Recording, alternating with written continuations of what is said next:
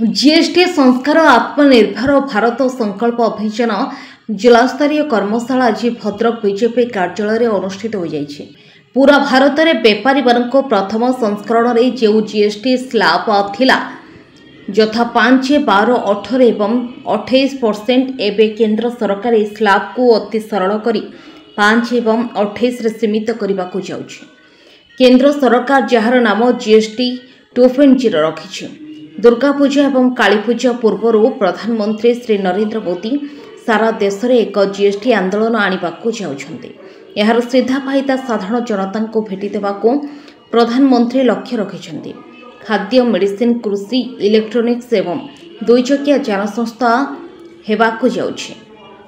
अमेरिकार राष्ट्रपति Trump GST वृद्धि करी भारत उपर जो चाप सृष्टि करिछे ताहाको भारतर माननीय प्रधानमंत्री यहां तेले मात्र न डरी भारत में जीएसटी को कमाई देशर साधारण जनता को खुशी करिसेंती। आज यह कार्यक्रम में राज्यर उच्च शिक्षा और क्रीड़ा मंत्री सूर्यवंश सूरज, भद्रक सांसद अभिमन्यु सेठी, विधायक सुधांशु शेखर महापात्र, भद्रक जिला सभापति भगवान पंडा, सुधांशु नाइक, पाणी कल्याण महंती और वरिष्ठ नेता अक्षय साहू एवं बहु संख्यार बीजेपी नेतृवृंद उपस्थित रही यह कार्यक्रम को सफल कराइथिले।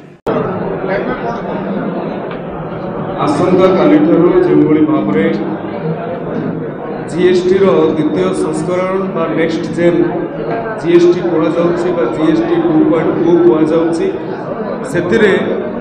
जो भाव में सीधा सड़क साधारण लोक उपकृत होउछन्ते एवं भारत आज आत्मनिर्भर पथरे गति करुछि, स्वदेशी पथरे गति करुछि एवं समावेशिता तथा अंतर्भुक्तिकरण को मध्य गुरुत्व दूसरी।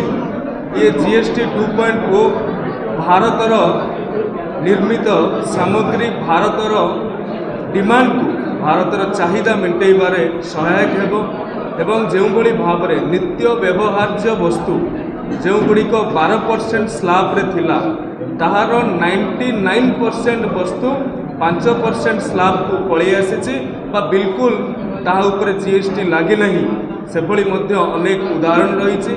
यही अवसर में भारतीय जनता पार्टी भद्रक जिला तरफ मान्यवर सांसद उपस्थिति मान्यवर विधायक उपस्थिति जिला सभापति आयोजन एवं समस्त वरेण्य कार्यकर्ता मंडल सभापति आरंभ करी समस्त कार्यकर्ता आज हृदयर सहित नरेंद्र मोदी जी को धन्यवाद ज्ञापन करिसेंती जे तांकर गोटे दूरदर्शी नेतृत्व कारण भारत केवल विश्व गुरुरे परिणत होगाकू जाऊँगी ताहा नुहे अर्थनैतिक सर्वशक्तिशाली राष्ट्र में 2047 मसीह परिणत होउछि।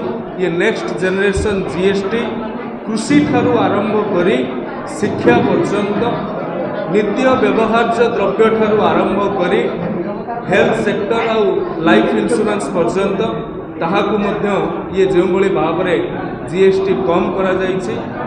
25 कोटी लोक दारिद्र्य सीमारेखा उपरकू आसी अर्थात भारतीय मानकर क्रय शक्ति बढ़ी।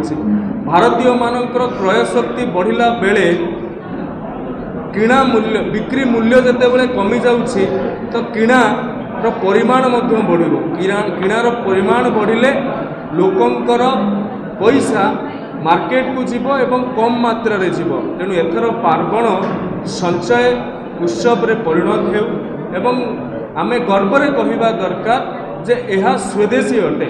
मो देशर पैसा मो देशर जनकल्याण रे लागू मो देशर प्रगति रे लागू एवं सीधा सड़क 2.5 लाख कोटी टंका जहाँ लोकंकर पॉकेट रु खर्च होता ये नेक्स्ट जेनरेशन जीएसटी कारण ताहा संचय होइछि।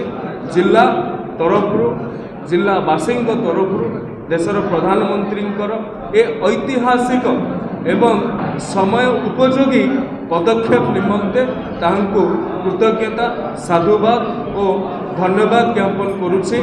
ओडिशा रे डबल इंजिन सरकार होइछि। किछि मास पूर्वर 12 लाख टंका पर्यंत एनुअल इनकम उपरे आईटी फ्री करा जाइछि।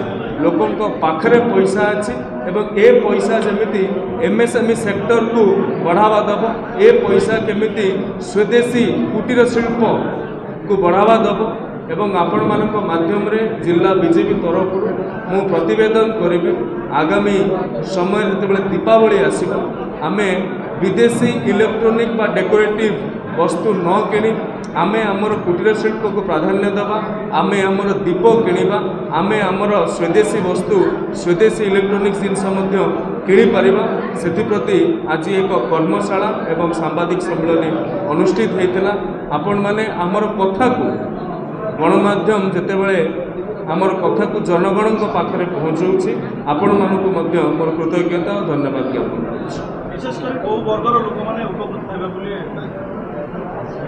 कही सारी कथा गरीब ठारू आरंभ करी निम्न मध्यवित्त उच्च मध्यवित्त विशेषकर मध्यवित्त परिवार आगुरी गोटे विरोधी मानकर कथा थिला जे मोदी सरकार मध्यवित्त परिवार उपरे सेते गुरुत्वारोप करूना किंतु उच्चारण रे नुहे मोदीजी आचरण रे सेमानंकु चुप करे दैछंती टूथपेस्ट ठारू आरंभ करिकी पानिया पर्यंत मेडिसिन ठारू आरंभ करिकी हेल्थ इंश्योरेंस लाइफ इंश्योरेंस पर्यंत कृषि सरंजाम ठारू आरंभ करिकी खाता बही कलम आपणकर रबर क्रायन्स जो रंग पेंसिल आटलास मैप एगुड़ा को सीधा सड़क जहाँ गरीब बा मध्यवित्त परिवार पकेट उपर प्रभाव पकई थाए ताहाकू जो भाव में उपशम देइछन्ते याठू बड़ ऐतिहासिक निष्पत्ति बा निर्णय स्वाधीन भारत रे अर्थनैतिक क्षेत्र में किसी न हो पारे बोली मु विश्वास करुछि। धन्यवाद।